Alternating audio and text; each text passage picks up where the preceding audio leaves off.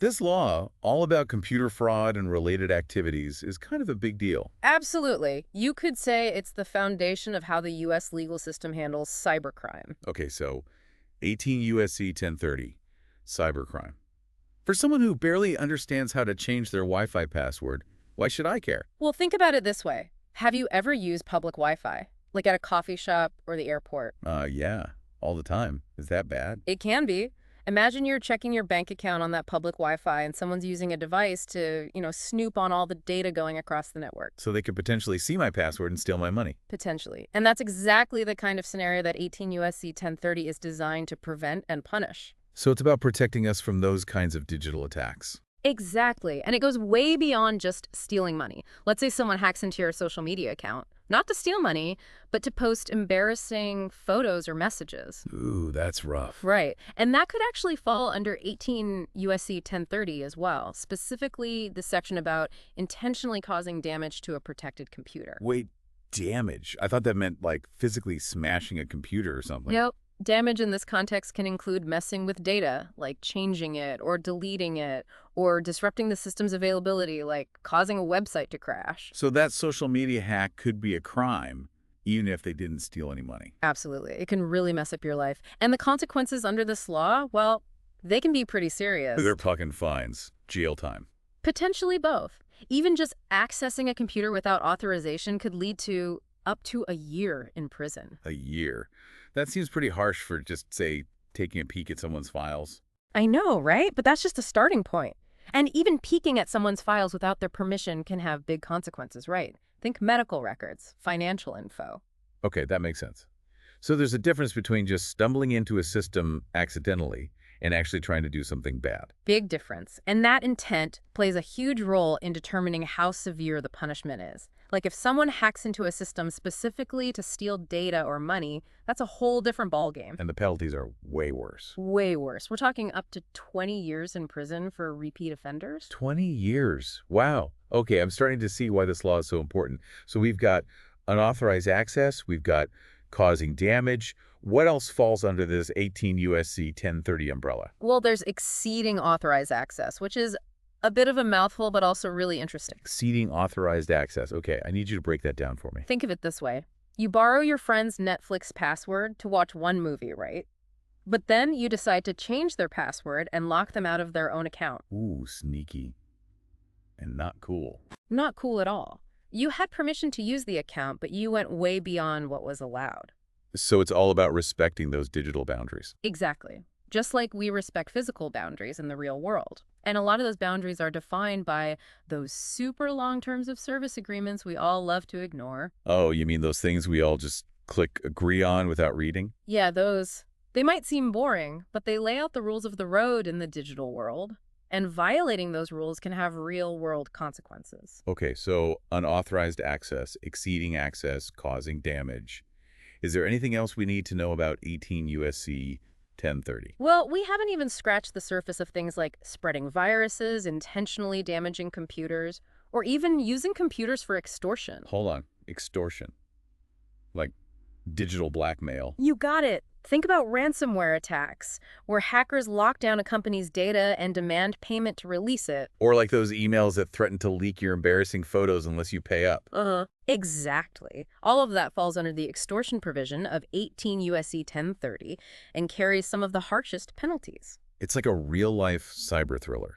Who knew legal codes could be so dramatic? They can be, believe me. And they show how much our lives are intertwined with technology these days. Almost everything we do relies on computers and networks. And that makes us all potential targets, right? Unfortunately, yes. But that's why it's crucial to understand laws like 18 USC 1030. It helps us navigate the digital world safely and avoid crossing those legal lines. So it's not just about being a tech whiz, it's about being a responsible digital citizen. Exactly. And that's where things get really interesting because as technology keeps evolving, so do the methods of cybercrime. And the law has to try and keep up. It's like a constant game of cat and mouse between lawmakers and cybercriminals. You could say that. And that's exactly what we'll be diving into next. We'll explore the nuances of 18 USC 1030 and how it's applied in real-world cases. I'm ready for it. This is getting good. Oh, it gets even better. Buckle up. All right, so 18 USC 1030. It's a big law with a lot of moving parts. But you mentioned that technology is always changing. So how does a law written years ago keep up with all the new ways people are finding to, mess things up online? Well, the people who wrote this law were pretty smart. They used broad language when they were defining things like computer or damage. So instead of trying to list every single type of device or every way someone could cause harm, they focused on the core concept. So like future-proofing. They couldn't have predicted smartphones of the metaverse back then, right? Exactly. Like, take the definition of a computer. It's not just your desktop or laptop. It's any electronic, magnetic, or optical device that processes data, which basically covers everything. About my smartwatch, my Yeah. gaming console. Yeah, even a server farm. And it's the same with damage. The law focuses on the impairment of data. So it doesn't matter if it's a virus or a denial of service attack or, who knows, some new method that hasn't even been invented yet. If it messes with a system or compromises data, it could fall under 18 USC 1030. Okay, so the law is flexible. That's good.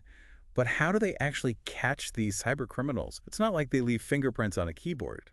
That's where digital forensics come in. You've got these experts who can track down cyber criminals by analyzing digital footprints. Digital footprints. What's that? It's things like IP addresses and browsing history, even deleted files.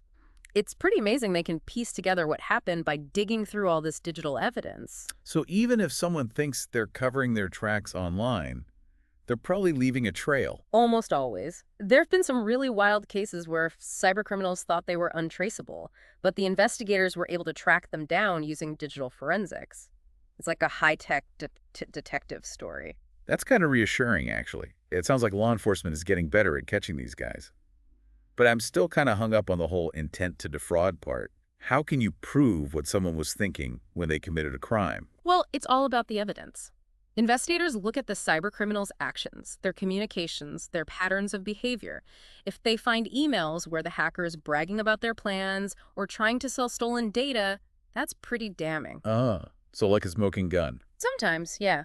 Other times it's more about building a strong case with circumstantial evidence, like showing a financial trail that connects the hacker to stolen money. It can be like putting together a puzzle.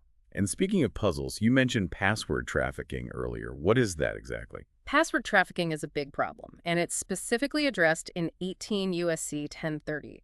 It's basically about buying, selling, or sharing stolen passwords or other information that could give someone unauthorized access to computers.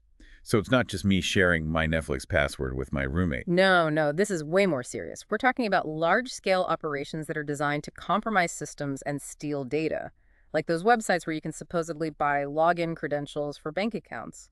Oh, wow. That's scary. So strong passwords and two-factor authentication, those are more important than ever. Absolutely. Those simple steps can really protect you from a lot of these attacks. But there's another important concept we need to discuss: loss.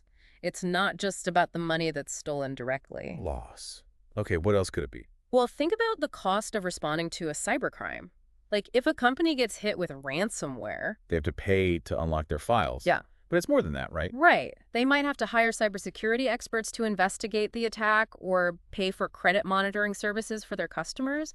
And then there's lost revenue due to downtime while they're trying to fix everything. It can be a huge mess. Yeah, it's not just about the initial hit. It's all the fallout afterward. It really makes you think about how disruptive these attacks can be. Exactly. It can impact a company's finances, their reputation, their productivity, and that's not even considering the emotional toll on individuals who are victims of identity theft or have their personal information leaked online. That can be incredibly damaging. So cybercrime has a much bigger impact than you might think at first glance. It really does.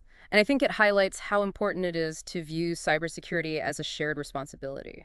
So it's not enough to just rely on laws like 18 USC 1030 to protect us. Right. The law is a crucial tool, but we all have a role to play. We need to be vigilant about protecting our own data and systems. I like that, a shared responsibility. Okay, so we've talked about a lot. Unauthorized access, exceeding access, passwords, loss. But we've been focusing on this one federal law, 18 USC 1030.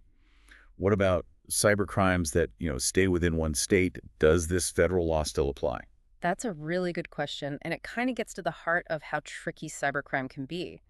You see, the reach of 18 USC 1030 really depends on the connection to interstate or foreign commerce. So like, if I hack into my neighbor's computer just to mess with them, no stealing data or anything, that might be more of a local police matter, not the FBI.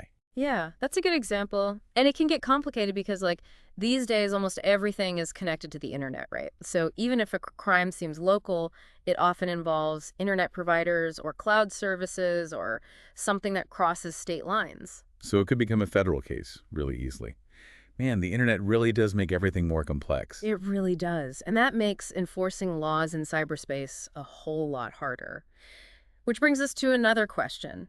What are some of the biggest challenges facing this law as technology continues to change so rapidly? Ooh, good question. I mean, we've got AI, quantum computing, the metaverse.